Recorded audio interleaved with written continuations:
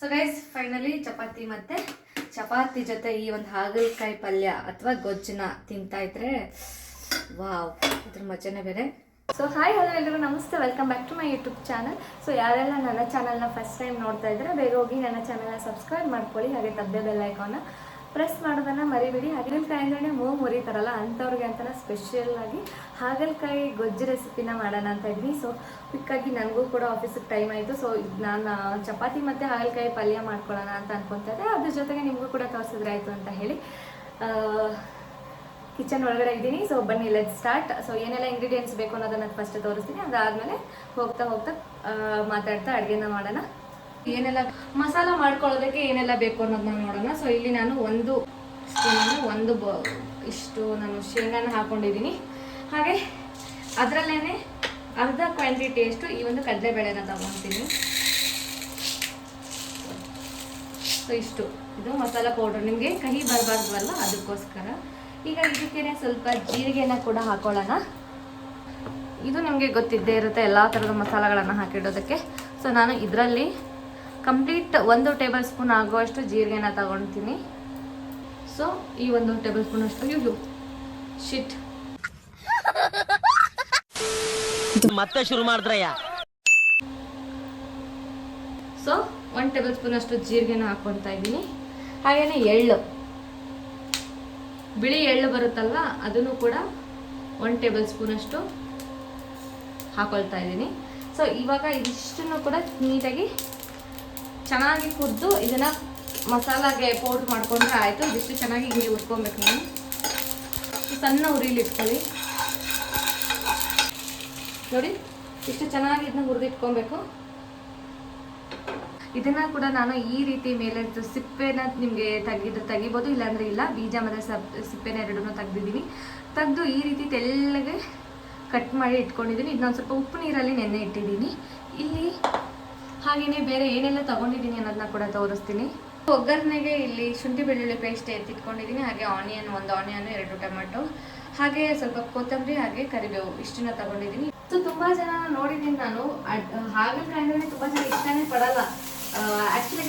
ಅದರಲ್ಲೂ ನಾನು ಒಬ್ಳು, ನನಗೂ ಕೂಡ ಮುಂಚೆ ಎಲ್ಲ ನನಗೆ ಅಷ್ಟು ಹಾಗಲಕಾಯಿ ಇಷ್ಟ ಆಗ್ತಾ ಇರಲಿಲ್ಲ. ಹೋಗ್ತಾ ನಮ್ಮ ಮನೆಯಲ್ಲ ನಮ್ಮ ಡ್ಯಾಡಿ ಮತ್ತು ಮಮ್ಮಿ ಎಲ್ಲರೂ ಇದ್ರ ಬೆನಿಫಿಟ್ಸ್ ಎಲ್ಲ ಹೇಳಿದಾಗ ನನಗೆ ಒಂದು ಕಡೆ ಏನನ್ನಿಸ್ತು ಅಂತಂದರೆ, ಇವಾಗಿನ ಕಾಲದಲ್ಲಿ ನಾವು ನಮ್ಮ ದೇಹಕ್ಕೆ ಏನು ಬೇಕು ಅನ್ನೋದಕ್ಕಿಂತ ಹೆಚ್ಚಾಗಿ ಏನು ಬೇಡೋ ಅದನ್ನೇ ಜಾಸ್ತಿ ಸೇವನೆ ಮಾಡ್ತೀವಿ. ಅದ್ರ ಬದಲಾಗಿ ಈ ಥರ ಹೆಲ್ದಿ ಫುಡ್ಸ್ನ ಚೆನ್ನಾಗಿ ತಿಂತಾ ಹೋದರೆ ನಮ್ಮ ಹೆಲ್ತ್ ಇಶ್ಯೂಸ್ ಆಗಿರಲಿ ಪ್ರತಿಯೊಂದೂ ಬರ್ತಾ ಕಡಿಮೆ ಆಗ್ತಾ ಬರುತ್ತೆ. ಆಗದೇ ಇಲ್ಲ ಅಂತಲ್ಲ, ಬಟ್ ನಮ್ಮ ಆರೋಗ್ಯನ ನಾವು ಯಾವ ರೀತಿ ಇಟ್ಕೊಬೇಕು ಅನ್ನೋದು ಕೂಡ ನಮ್ಮ ಕೈಯಲ್ಲೇ ಇದೆ.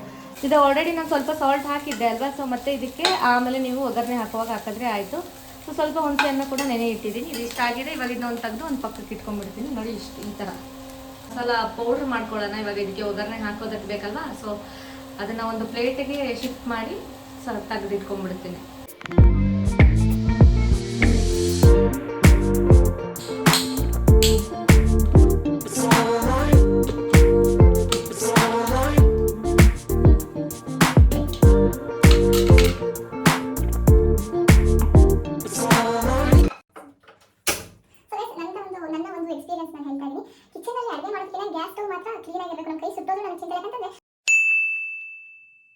ಅಯ್ಯೋ, ಎಷ್ಟೋ ದಿನ ಅಡುಗೆ ಮಾಡ್ತಾ ಇರ್ತೀನಿ, ಗ್ಯಾಸ್ ಸ್ಟವ್ ಮೇಲೆ ಏನಾದರೂ ಬಿದ್ದು ಆಗಿದ್ದಾಗ ಒರೆಸ್ಕೊಂಡ್ಬಿಡ್ತೀನಿ. ಅದೇನೋ ನನಗೆ ಗ್ಯಾಸ್ ಎಲ್ಲ ಸ್ಟವ್ ಎಲ್ಲ ಹಾಳಾಗಬಾರ್ದು, ಕ್ಲೀನಾಗಿರಬೇಕು ಅನ್ನೋದು ಅದು ನನಗೆ ಮಾತ್ರ ಅಥವಾ ಎಲ್ಲರಿಗೂ ಗೊತ್ತಿಲ್ಲ.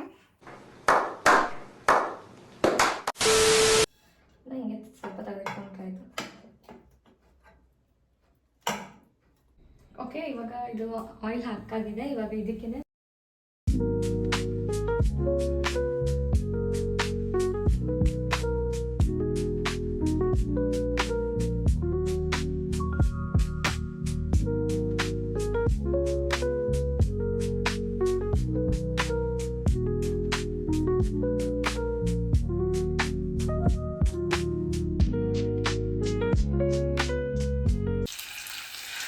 ಸೊ 1 ಟೇಬಲ್ ಸ್ಪೂನ್ ಅಷ್ಟು ಶುಂಠಿ ಬೆಳ್ಳುಳ್ಳಿ ಪೇಸ್ಟ್ನ ಹಾಕೊಂಡ್ರೆ ಆಯಿತು. ಸೊ ಇದನ್ನು ಕೂಡ ಚೆನ್ನಾಗಿ ಹಿಂಗೆ ಫ್ರೈ ಮಾಡ್ಕೊಂಡಾದ್ಮೇಲೆ ಇವಾಗ ಟೊಮೆಟೊ ತೊಗೊಂಡಿದ್ದೀನಲ್ಲ ಇದನ್ನು ಕೂಡ ಹಾಕೊಂಡ್ಬಿಡ್ತೀನಿ.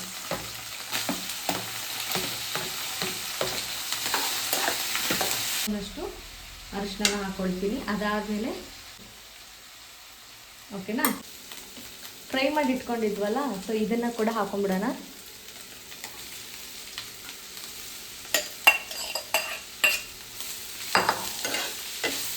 ಸೊ 1 ಟೇಬಲ್ ಸ್ಪೂನು, ನಿಮಗೆ ಖಾರ ಎಷ್ಟು ಬೇಕು ನೋಡ್ಕೊಂಡು ಹಾಕೊಳ್ಳಿ. ಖಾರ ಸೊ 1 ಟೇಬಲ್ ಸ್ಪೂನ್ ಸಾಕು. ಏನಕ್ಕೆಲ್ಲ ಉಪಯೋಗ ಅಂತಲೂ ಕೂಡ ಹೇಳ್ತೀನಿ. ಮೊದಲನೇದಾಗಿ ನಮ್ಮ ತೂಕನ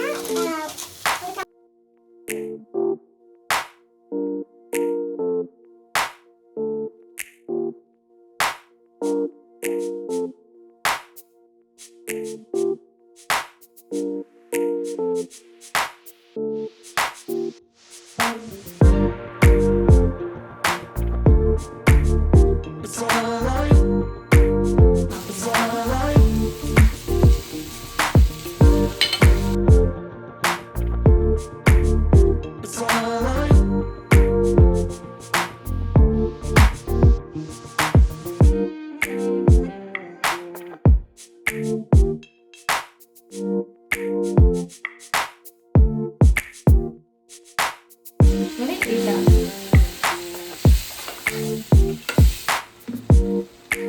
ಮುಚ್ಚೋದ್ರಿಂದ ಸೊ ಇದನ್ನ ಮುಚ್ಚಿಟ್ಟು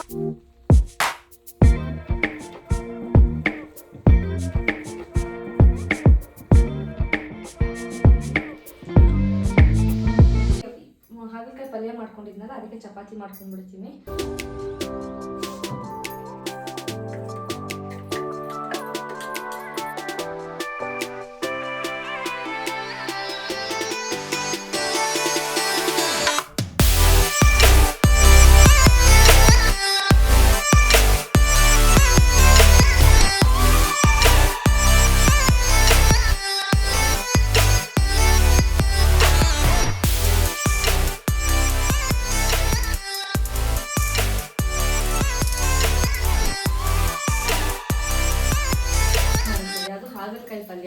ಹಾಗಲಕಾಯಿ ಪಲ್ಯದಲ್ಲಿ ಬರೀ ನಿಮಗೆ ಶುಗರ್ದು ಒಂದೇ ಅಲ್ದಿರ, ಶುಗರ್ನ ಕಂಟ್ರೋಲ್ ಮಾಡೋದು ಒಂದೇ ಅಲ್ದಿರ, ಹಾಗೆ ನಮ್ಮ ಕೂದಲು ಉದುರುತ್ತಲ್ವ, ಸೊ ಅದು ಕೂಡ ಸ್ಟಾಪ್ ಆಗುತ್ತೆ. ಒಂದು ಹೇರಳವಾಗಿದೆ ಈ ಒಂದು ಹಾಗಲಕಾಯಲ್ಲಿ. ಇಷ್ಟ ಇಲ್ಲ ಅಂತಂದ್ರೆ ಕಷ್ಟಪಟ್ಟಾದರೂ ತಿನ್ನಲೇಬೇಕು. ನಮಗೆ ಮನುಷ್ಯ ಯಾವಾಗಲೂ ಯಾವ ರೀತಿ ಅಂತಂದರೆ, ನಮ್ಮ ದೇಹಕ್ಕೆ ಏನು ಬೇಡವೋ ಅದನ್ನೇ ಜಾಸ್ತಿ ಇಷ್ಟಪಡೋಕ್ಕೆ ಸ್ಟಾರ್ಟ್ ಮಾಡ್ತೀವಿ, ಇನ್ಕ್ಲೂಡಿಂಗ್ ನಾನು ಕೂಡ. ಈಗ ಯಾವುದು ನಮಗೆ ನಮ್ಮ ದೇಹಕ್ಕೆ ಒಳ್ಳೇದಲ್ಲ ಅಂತ ಎಲ್ಲರೂ ಹೇಳ್ತಾರೆ, ಇದು ತಿನ್ನಬಾರ್ದು, ಇದು ತಿಂದರೆ ಹಿಂಗಾಗುತ್ತೆ ಹಂಗಾಗುತ್ತೆ, ಜಂಕ್ ಫುಡ್ ತಿನ್ನಬಾರ್ದು. ಬಟ್ ನೋಡಿದ್ರೆ ನಮಗೆ ಅದೇ ಇಷ್ಟ ಆಗುತ್ತಲ್ವ, ಅದೇ ಥರನೇ ಇವಾಗ ಇದು ನಮ್ಗೆ ಇಷ್ಟ ಆಗಲ್ಲ, ಹಾಗಲಕಾಯಿ ಇಷ್ಟ ಆಗಲ್ಲ. ಸೊ ಇಷ್ಟ ಆಗಲ್ಲ ಅಂತಂದರೆ ಏನು ಮಾಡಬೇಕು? ಸೊ ತಿಂದಿರ ಇದ್ದರೆ ಅದರಿಂದ ನಾವು ಒಂದು ಬೆನಿಫಿಟ್ನ ಲಾಸ್ ಮಾಡ್ಕೊತೀವಿ ನಮ್ಮ ಬಾಡಿಗೆ ಅಲ್ವಾ. ಸೊ ಹಾಗಾಗಿ ಅದನ್ನು ಯಾವ ರೀತಿ ಇನ್ನೂ ಚೆನ್ನಾಗಿ ನಾವು ಮಾಡ್ಕೊಂಡು ತಿನ್ಬೋದು ಅನ್ನೋದು ನಮ್ಮ ಬಿಟ್ಟಿದ್ದು. ಹಾಗಾಗಿ ಸ್ವಲ್ಪ ಈ ಥರ ಒಂದು ಎಲ್ಲ ಥರ ಎಳ್ಳು ಹಾಗೆ ಶೇಂಗಾ ಇವೆಲ್ಲವೂ ಕೂಡ ನಮ್ಮ ಬಾಡಿಗೆ ತುಂಬಾ ಒಳ್ಳೆಯದಲ್ವಾ. ಸೊ ಯಾವುದಾದ್ರೂ ಮೂಲಕ ನಮ್ಮ ಬಾಡಿಗೆ ಎಲ್ಲವೂ ಕೂಡ ಅಳವಡಿಸ್ಕೊಬೇಕು ಅನ್ನೋದು ಒಂದು ನನ್ನ ಅಭಿಪ್ರಾಯ ಅಷ್ಟೇ. ಸೊ ಗೈಸ್, ಫೈನಲಿ ಚಪಾತಿ ಜೊತೆ ಈ ಒಂದು ಹಾಗಲಕಾಯಿ ಪಲ್ಯ ಅಥವಾ ಗೊಜ್ಜನ್ನ ತಿಂತಾಯಿದ್ರೆ ವಾವ್, ಇದ್ರ ಮಜಾನೇ ಬೇರೆ. ಚಪಾತಿನ ಹಿಂಗೆ ಕಟ್ ಮಾಡಿಕೊಂಡು ಇದ್ರ ಜೊತೆಗೆ ಸ್ವಲ್ಪ ಪಲ್ಯ ಮತ್ತು ಇದಕ್ಕೆ ಸ್ವಲ್ಪ ಹುಣಸೆ ಹಣ್ಣು ಮತ್ತು ಸ್ವಲ್ಪ ಬೆಲ್ಲ ಜಾಸ್ತಿ ಹಾಕೊಳ್ಳಿ, ಇನ್ನು ಟೇಸ್ಟ್ ಕೂಡ ತುಂಬ ಚೆನ್ನಾಗಿ ಬರುತ್ತೆ.